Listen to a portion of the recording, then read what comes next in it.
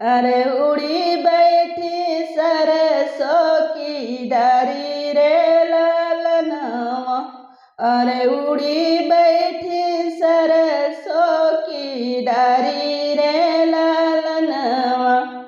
आवत देखो मैं दुई रे सिपहिया, रे आवत देखो मैं दुई रे सिपहिया, एक गोरा हर एक सांवर रे लालनवा,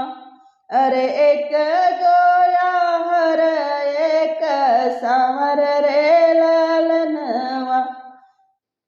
सांवर तो आहे मोरी ननदी के बिरना, यार सांवर तो आहे मोरी ननदी का बिरना, अरे गोरे मोरी मैया के दुलरुआ रे लालनवा, अरे गोरे मोरी मैया के दुलरुआ रे लालनवा। मचिया ही बैठी मोरी सासू बढ़ई तिनी, अरे मचिया ही बैठी मोरी सासू बढ़ई तिनी। काऊ मैं सिझो भैया की रसोइया रे लालनवा, कोठिला धरा बहुहर सरली को दैया, कोठिला में धरा बहुहर सरली को दैया, खेतवा चकौड़े का सागरे लालनवा, खेतवा चकौड़े का सागरे लालनवा। कोठिला पे धरा सासू साठी झीनी चौरा, कोठिला मा धरा सासू साठी झीनी चौरा, अरे कुड़वा मा मुंगिया के दाली रे लालनवा, अरे कुड़वा मा मुंगिया के दाली रे लालनवा। जेवान बैठे सारा बहनोइया, अरे जेवान बैठे सारा बहनोइया, अरे सरवा के चुआहिया सुया रे लालनवा, अरे सरवा के चुआहिया सुया रे लालनवा। की मोरे भैया हो तिरिया सुधिया आई, अरे की मोरे भैया हो तिरिया सुधिया आई, अरे की समझा मैया के कलना रे लालनवा, अरे की समझा मैया के कलना रे लालनवा। नाही मोरी बहिनी हो तिरिया सुधिया आई, अरे नाही मोरी बहिनी हो तिरिया सुधिया आई, अरे नाही समझो मैया के कलना रे लालनवा। सोनावा तो जरे बहिनी सोनारा दुकनिया, अरे सोनावा तो जरे बहिनी सोनारा दुकनिया, अरे बहिनी जरती ससुरारी रे लालनवा, अरे बहिनी जरती ससुरारी रे लालनवा।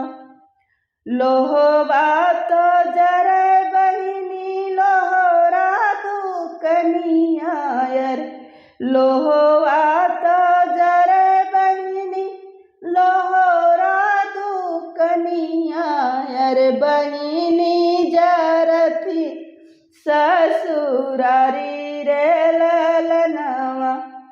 अरे बहिनी जरथी ससुरारी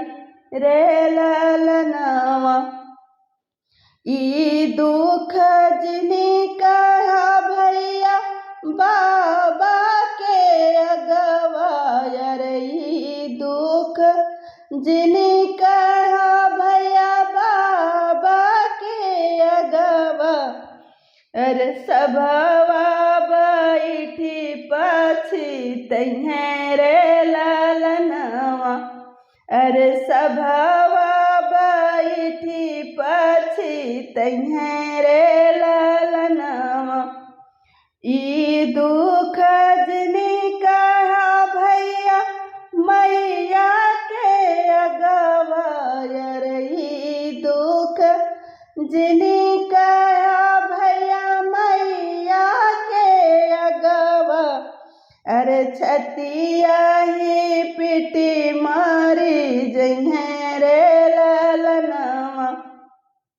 अरे छतिया ही पिटी मारी जइहें रे ललनवा ई दुख जिनी कहा भैया बहिनी के अगवा अरे ई दुख जिनी कहा भैया बहिनी के अगवा अरे ऊहो गवनवा ना जइहें रे ललनवा अरे नाही गवनवा ना जइहें रे ललनवा ई दुख जिनी कहा भैया भौजी के अगवा अरे ई दुख जिनी कहा भैया भौजी के अगवा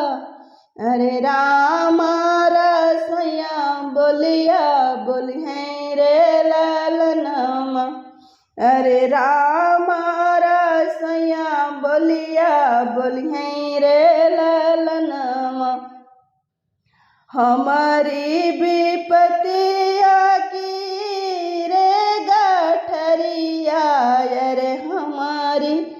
विपतिया की रे गठरिया गंगा जमुना बीचे छोड़िया रे ललनवा अरे गंगा जमुना बीचे छोड़िया रे ललनवा। धन्यवाद।